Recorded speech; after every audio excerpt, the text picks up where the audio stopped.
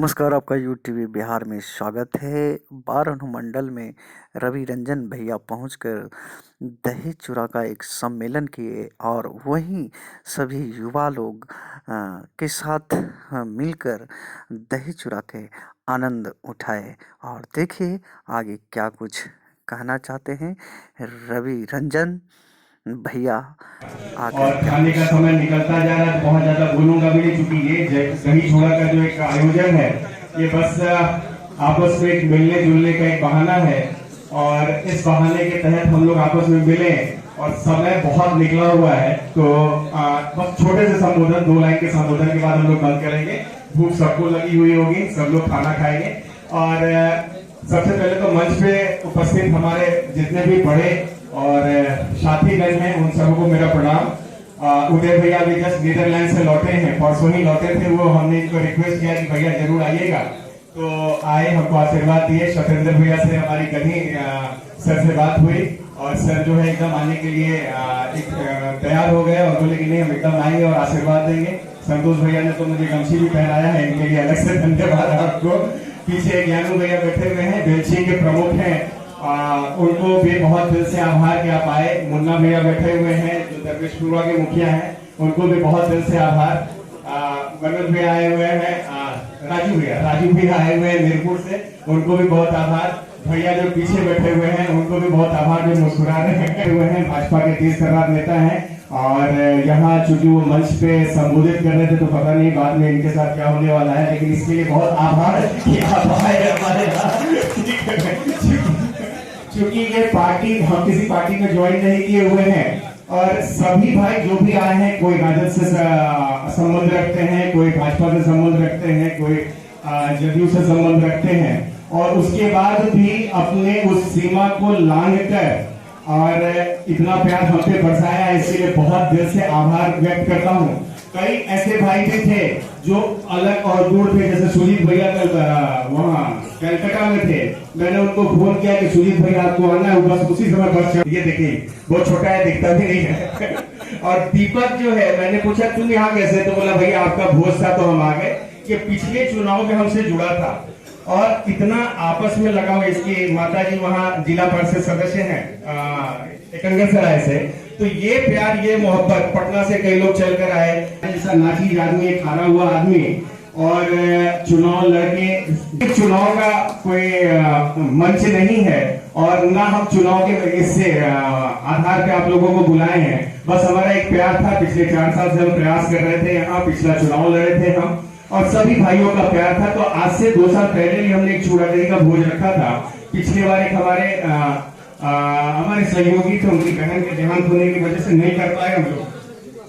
तो ये एक बहाना है जिस बहाने से एक साथ सब भाइयों से मुलाकात होगी। राजीव भैया भी आए हुए हैं, 10वीं तक हमारे शिक्षक हैं, उनको भी बहुत क्या करना जी। बोला भैया किसी पार्टी से आइएगा, हम आपके साथ खड़े रहेंगे, हमको आपसे लेना देना है कौन सी पार्टी है इससे बहुत महत्वपूर्ण नहीं होती है।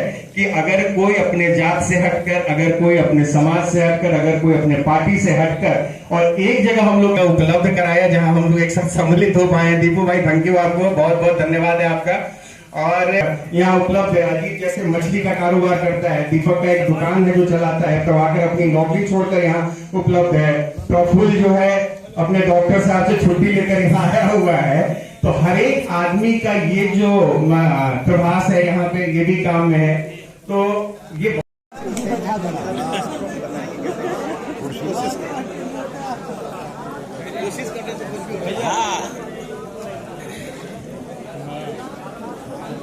रवि जी 2 मिनट जिसमें आपस में एक दूसरे से लोग मिले हैं।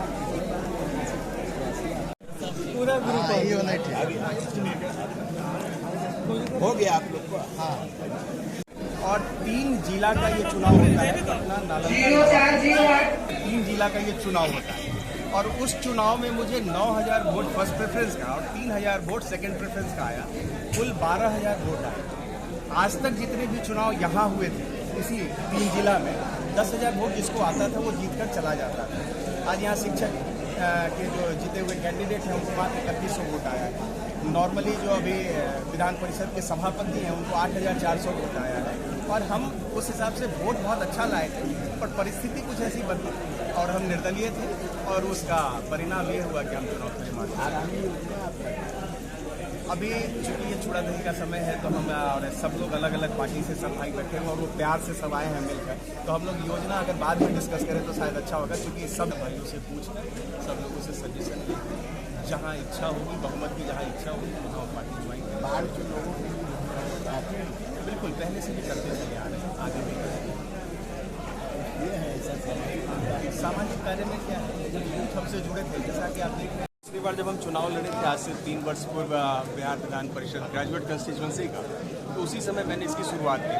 2 कार्यक्रम हुआ था, तीसरा इसलिए नहीं हो पाया कि उस समय हमारे सहयोगी हमारे भाई थे, उनकी बहन का डेथ 1 दिन पहले हो गया था, तो तैयारी होकर भी नहीं हो पाई। ये उसी क्रम में ये अगली कड़ी है इसकी, जिसमें हम लोग यहाँ सब। अच्छा, 2025 का जो चुनाव होने वाला विधानसभा, उसमें आपका क्या? देखिए, हम हैं पॉलिटिकल आदमी, तो मनसा तो सबकी रहती है, हमारी भी मनसा है कि हम चुनाव लड़ें, लेकिन अभी कोई पार्टी डिसाइड हमने नहीं किया है। हमारे जो भाई हैं, हमारे जो बड़े हैं, उनका आशीर्वाद है।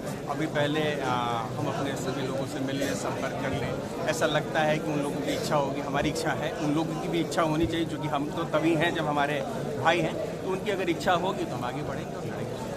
तो सर, कुछ नेताओं को कहना है कि बहुत सारे लकड़सूंघा घूम रहे हैं, क्या उनसे बच के रहें? हाँ, अब चुनाव जब होगा तो किसी भी विधानसभा में 10, 12, 15 लोग तो हैं, एक्टिव होते ही हैं और अपना प्रयास करते ही हैं। अब वो लकड़सूंघा उनको आप संबोधित कर लीजिए या कुछ भी संबोधित कर लीजिए, लेकिन अगर किसी के घूमने से किसी को ये डर हो रहा है तो फिर उनकी कमजोरी तो स्पष्ट दिखती है। नहीं, ऐसा नहीं है। अगला बार भी दही चूड़ा आएगा तो फिर उसको कहिएगा कि शंखनाद तो चुनाव से पहले एक दही चूड़ा और आना है। क्या कहिएगा बाढ़वासियों को यही कहेंगे, भैया यहाँ जो है, यहाँ का खून थोड़ा गर्म है, तो सब भाई सौहार्दपूर्वक रहिए, मिलजुल कर रहिए और रोजी रोटी के लिए प्रयास कीजिए। हमारे यूथ में एक सबसे बड़ी कमी क्या है कि जब हम घूमते और सब जब सवाल पूछते हैं कि भाई क्या कर रहे हो, तो घरे बैठा ले, पढ़ ली कितना, तो इंटर पास है, ग्रेजुएट है।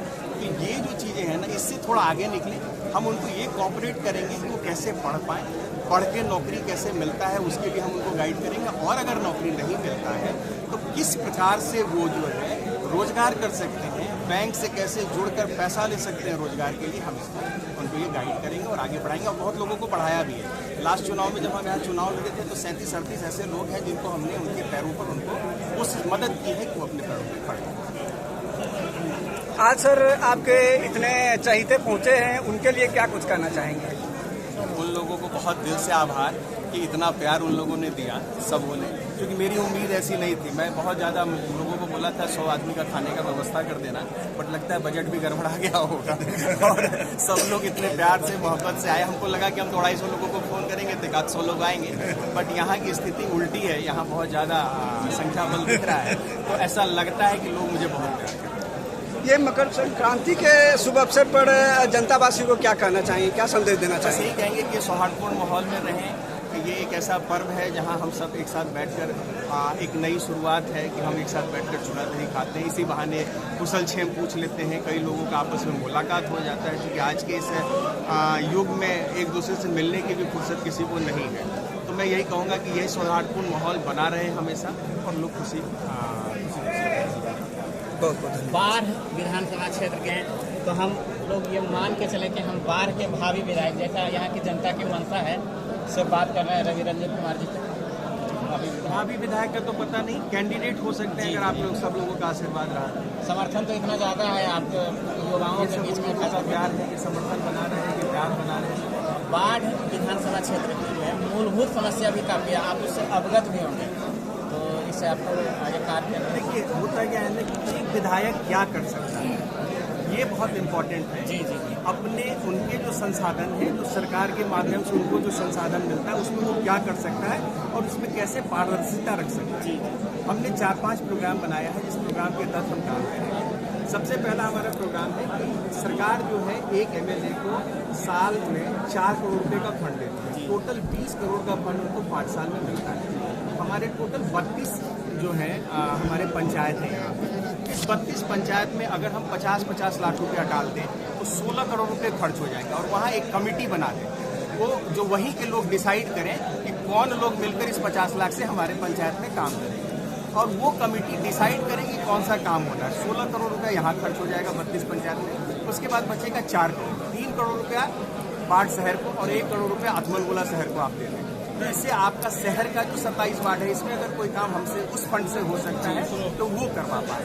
तो हमारा बेसिक ये है कि आपका जो फंड है उसमें पहले पारदर्शिता आनी चाहिए और वो स्पष्ट दिखना चाहिए कि खर्च हो रहा है और इसमें सबों की सहभागिता होना है, वो वहाँ हो जाए। और अगर उनको मोतियाबिंद है तो हम अपने सेंटर पे ले जाके उनका मुफ्त ऑपरेशन करके यहाँ पहुँचा दें। हमारी कोशिश ये है कि हम चुनाव से पहले ही 2000 कम से कम ऐसा ऑपरेशन कर दें, जिससे कि लोगों में ये एक विश्वास पैदा हो कि हमारा जो कैंडिडेट है, खून की कमी का हमेशा यहाँ शिकायत रहता है, लोगों को ज़रूरत होती है, लोग खून के बगैर मर जाते हैं। हम एक संस्था चलाते भी हैं यहाँ पे, कुछ लोग हमारे एक्टिव भी हैं, 200-250 लोग जो खून देते हैं।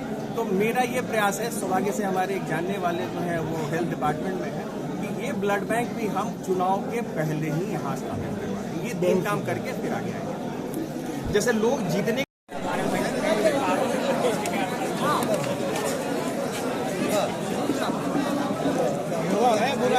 तब आप कैसा लग रहा है आज? मजा आ रहा है ना दही चूड़ा खाने में? मजा आ रहा है, बहुत मजा आ रहा है।